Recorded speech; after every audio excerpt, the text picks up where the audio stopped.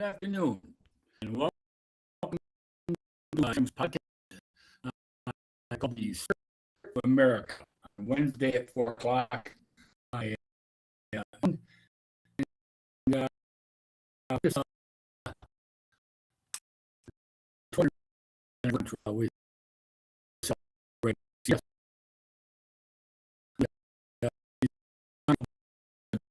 which uh,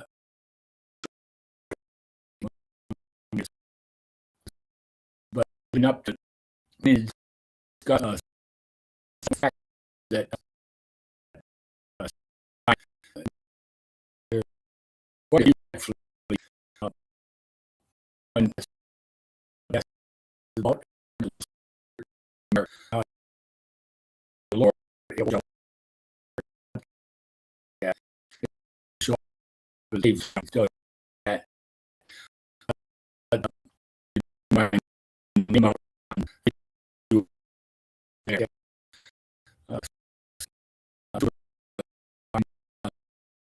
my name and then yeah, back to Americans probably think after the Declaration of Independence, but that would be misleading because the revolutionary before 17th. It was basically through 17. So it's at the last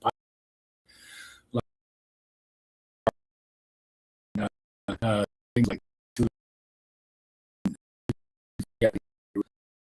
pop up my screen.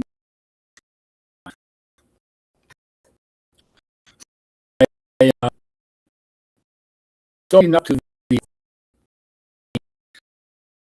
95 for a full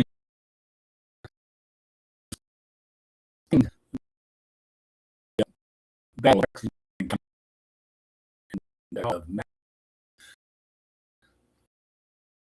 discussing took place.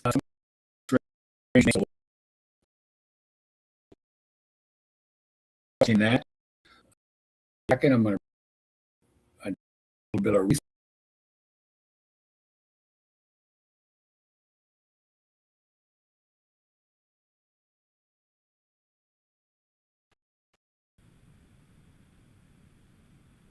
Battle of Lexington. That battle of 1775. And it involved the militia under, let's see here first. Let me get to it. It took place on April 19th, 1975. It was major military action between the British Army and the Patriot militia. Okay, and it was actually a road which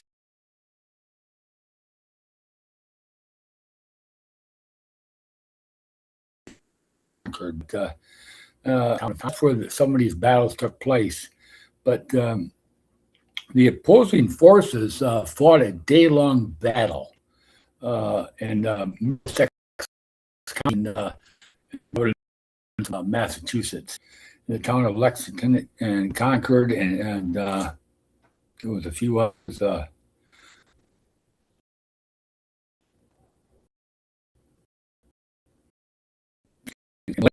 And Middlesex was, and so,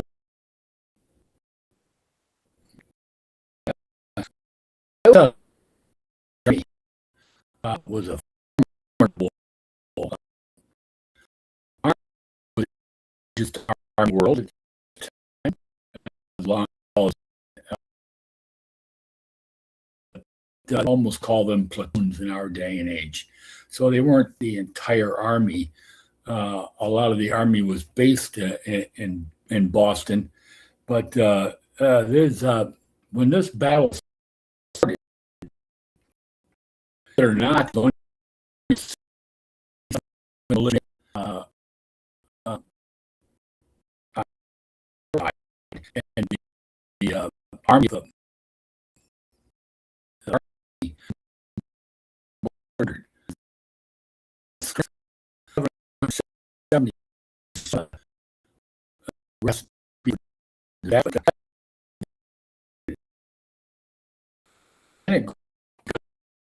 that arms, arms, uh, and it goes to 400.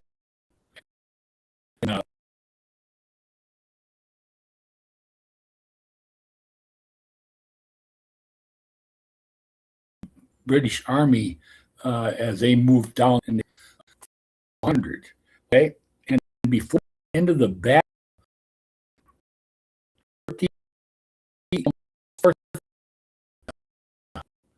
was 4,000 battle against right around 1,500 British forces. Uh,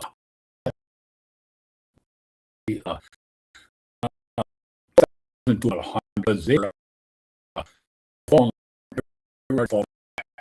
and go ahead, Boston.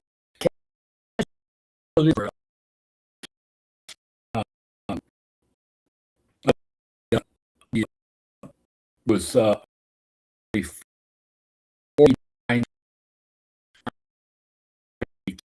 killed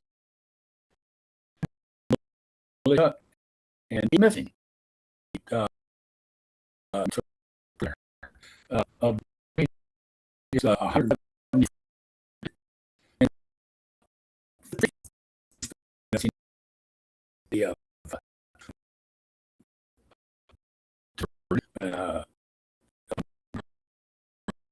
the work of never. So that is when was a this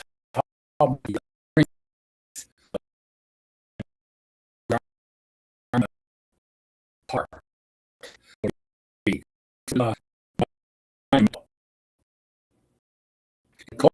the low prevent Congress effectively to the Thomas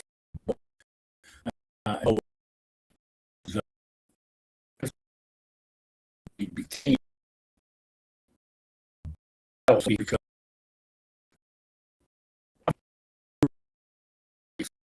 it's called American Forces Revolution.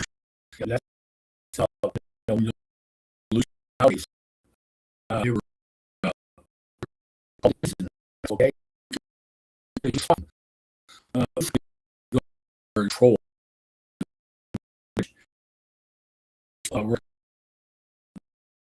Americans. They were and he was very captured.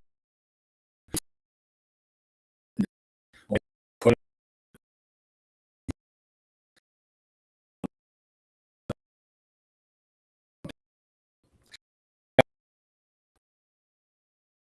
friends who's actually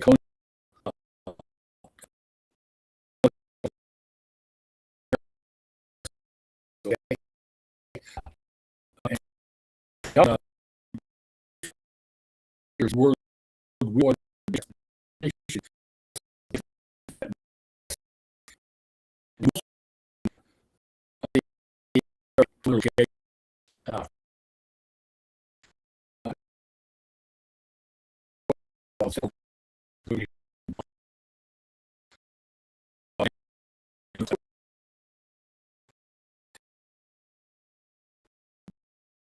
Sure.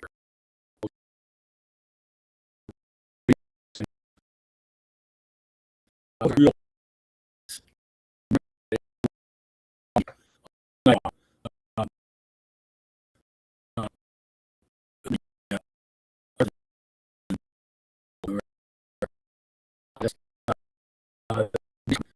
race for coming in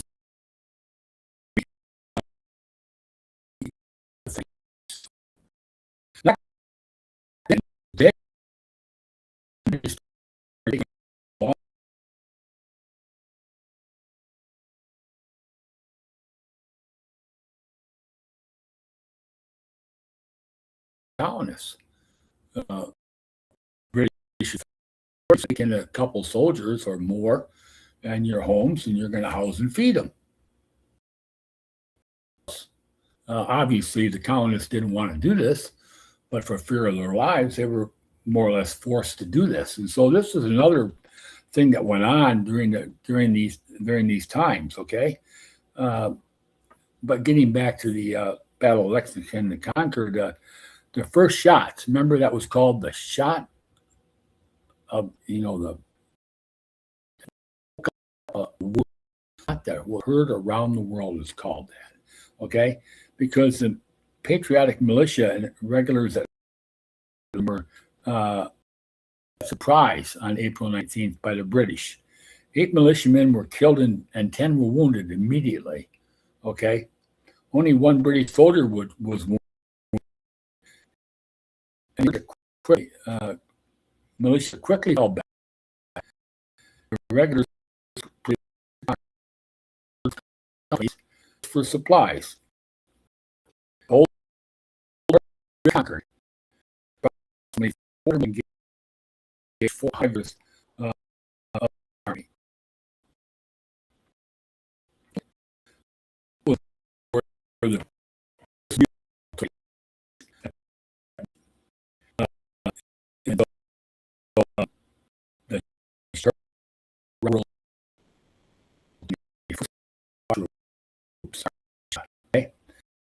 And around the result,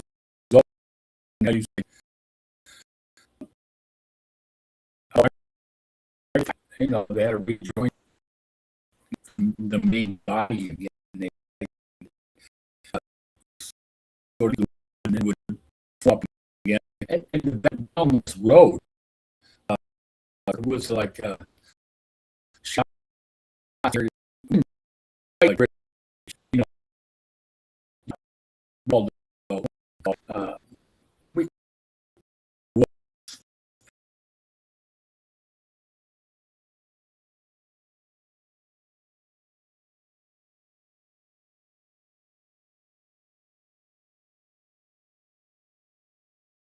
the second road fight. Fire. By then, the first road was ready. It was standing. So this is how the British. Now, actually, you're out in the open. The colonists are fighting from trees, behind hedgerows, behind those nice wood, stone fences that the colonists have, and I've seen many of them when I travel in the and so the British began to march back to Boston because what was going on, because they were getting soundly defeated, and after they were starting to march back to Boston along this 18-mile-long road, they were being fought, and certain battles took place, and as they went through towns and villages, more and more men would come out to fight, probably teenagers too. They would come out to fight them, and so before long, the militia grew, like I said, to almost 4,000 men. One of them, we had Lieutenant Colonel Smith, who was enforced by General Percy's force,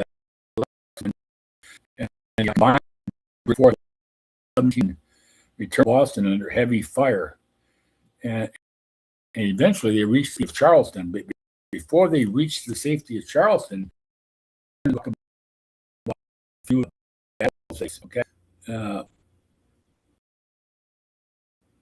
there was one called I think here Elm Brook, the Elm Brook Hill Battle. Now, I'm sure you never heard of this, and I'll be honest, I never did either.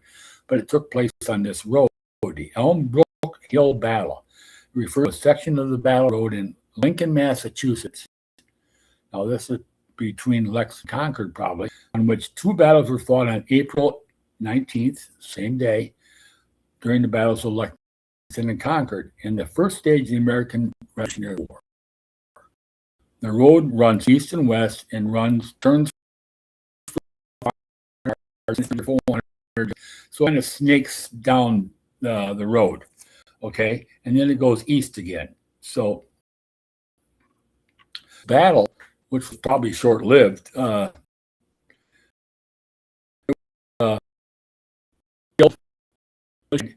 and 30 or wounded on the British side. So it was a loss for British.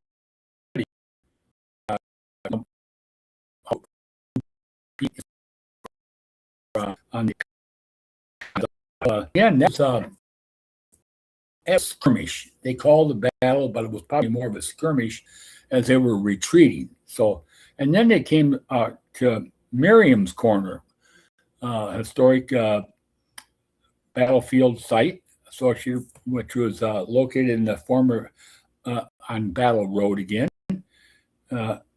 and Old Bedford Road in Concord, Massachusetts, named for the Miriam family who lived there. The Nathan Miriam house is still Stanford today.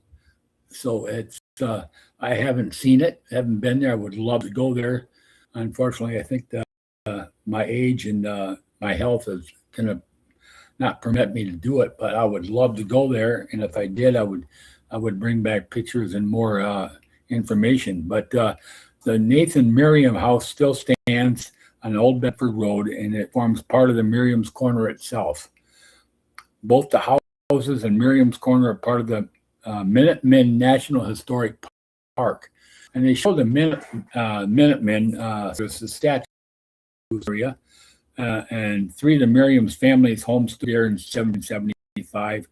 The other 2 belong to Josiah, Miriam, Nathan, and their nephew, John. So there was actually 3 homes in the area, okay?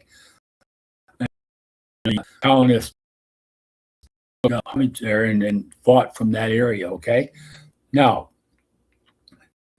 the commanders were William Heath and Joseph Warren for the militia, and for the British it was Francis Smith yet, Lieutenant Colonel. Okay, now we have about 200 militia in the area, okay? The British Army, so it was almost an even match, but again, not the way they fight compared to the way we fought, okay? So the casualties were very small, 0 for the militia, and 2 were killed for the British. So it was a skirmish. They were basically retreating. So just to bring everybody the frame of mind about how that was happening. Bring up here, okay? I've got a lot of. Okay.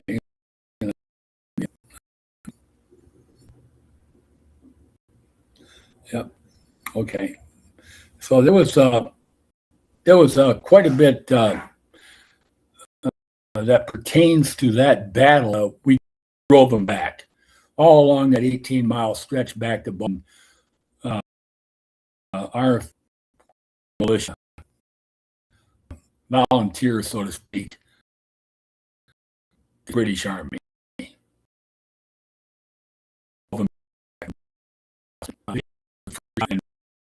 So to speak. So that was very famous. But and then our first podcast had actually things that happened, a couple of battles that we had that I knew little about. Okay, I'm going to talk about them today because they have a lot of what all occurred in early 1776. Okay, we had some key things. First of all, we were basically rejecting the British monarchy. We were rejecting everything they stood for. Yes, okay. We it was time to stand for what we had to do. And one of the battles that I found out when I was doing some research was the Battle of Moores Creek Bridge on February 27th, 1776. The Battle of Moores Bridge was fought near Wilmington, North Carolina. Now, this is nowhere near Massachusetts, down in Wilmington, North Carolina. And this victory successfully, okay, British invasion of southern colonies. Now, they hadn't really invaded those counties, South Carolina, North Carolina. They were in India, but those southern and Georgia, okay, those southern colonies were not really quite invaded yet. Okay, they took over, but not severe. So that was one of the things that kind of prohibited that to happen. Was that battle? Never heard of it. So I remember speaking of it a few weeks ago. And then there was the siege of Boston in April 75. Took place on March 17th, 1776. While the siege began earlier, it concluded with a decisive American triumph on March 17th, which was called Evacuation Day. General George Washington fortified Dorchester Heights, forcing the British to completely evacuate the city. Now, here we go. Here's George Washington. Now, he took control of the Boston Army, not the whole Continental Army yet, the Boston Army, okay? So he was in charge of the Boston Army, and he defeated the British. He drove them by Boston. Now, you got to remember, Boston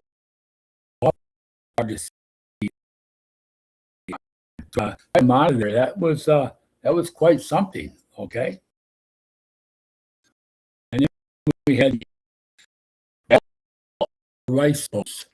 The rice boats. Never heard of it before, okay?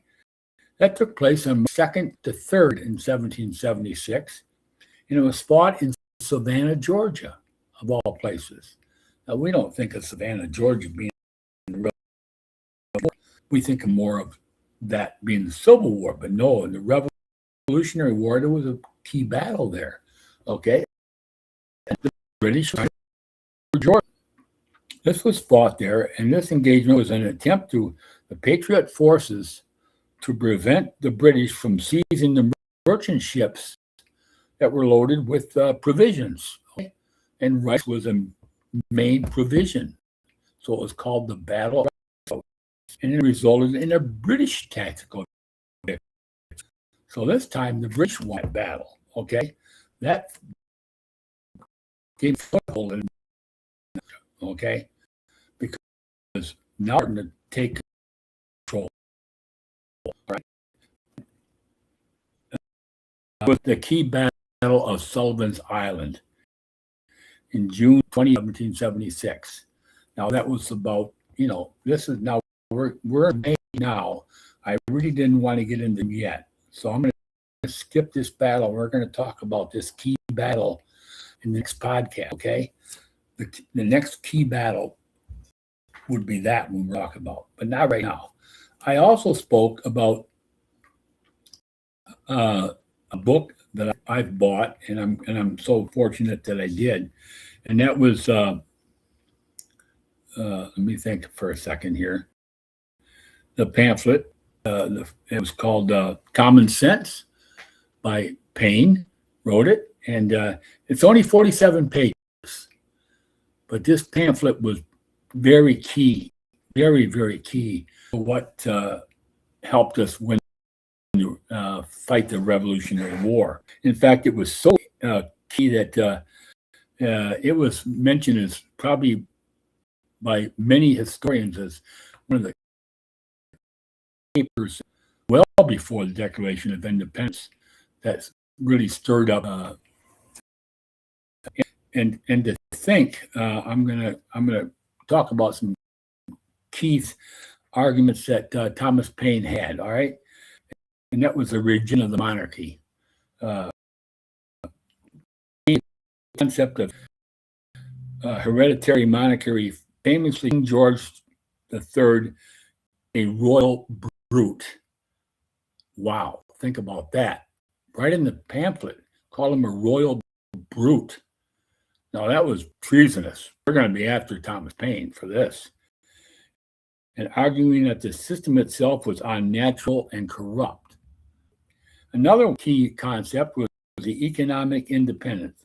He explained that America did not need Britain to prosper, arguing that colonial commerce would thrive independently because Europe would always need American goods.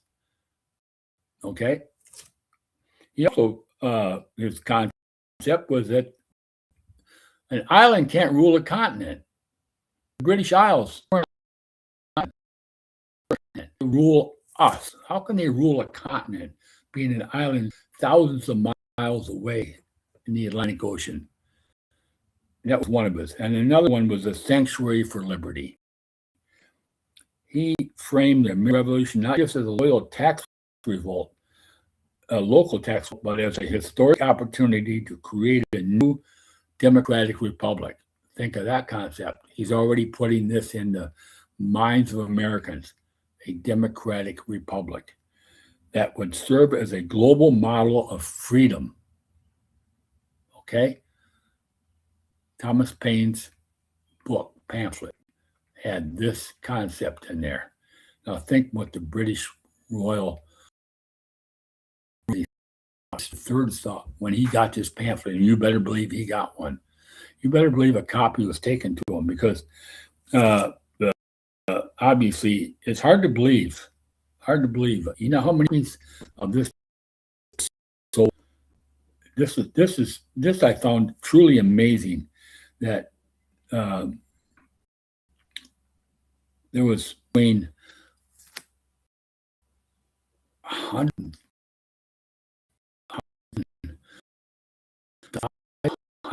of this book was bought back then.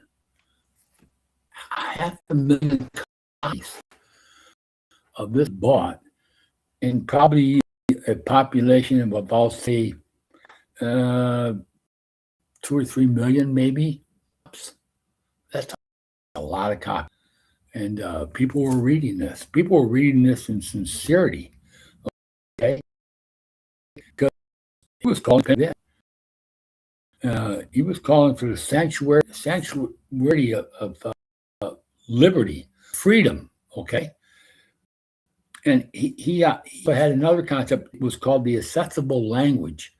He said, unlike other political theorists, he wrote complex legal and philosophical treatises. Paine wrote in plain, forceful language that everyday laborers could understand. Yeah, this was not some big theory that was put out there in deep language. He made it understandable for everybody to understand. Massive readership, again, I said. Maybe 2.5 million, probably, again, unbelievable sales. And it was a catalyst for independence. It's thousands of undecided colonists into the patriotic camp. John Adams later remarked that without the pen of the author of Common Sense, the sword of Washington would have been raised in vain. That's how important our second president thought. This is not the second president then, but he became the second president. This is how important John Adams had the pamphlet Common Sense. So I just wanted to refresh everybody on what I taught the first week, and I remember talking about this pamphlet. If you can get it, you can go to Amazon. You can purchase this Common Sense pamphlet. It'll give you a good insight on. So there we go. The battles lead to where we are now, 250 years ago later. But I'm going to late May now when we do my next podcast, which will be Wednesday, June 3rd. We're going to talk again on what happened during that time frame, 1776.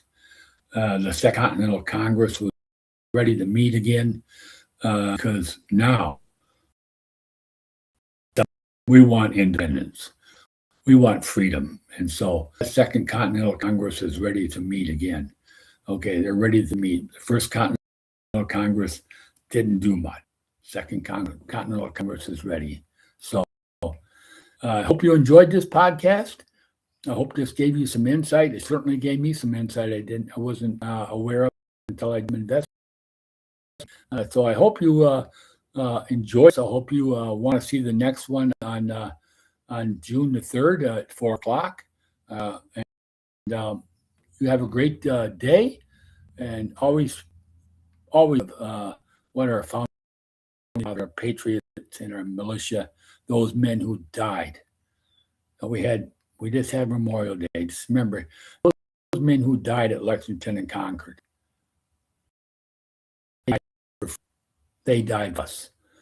And they never got a chance to our total freedom. They died prior. So always been in our hearts, in our heads. Okay. So you have a great day. We'll see you. See you next Monday, next Wednesday.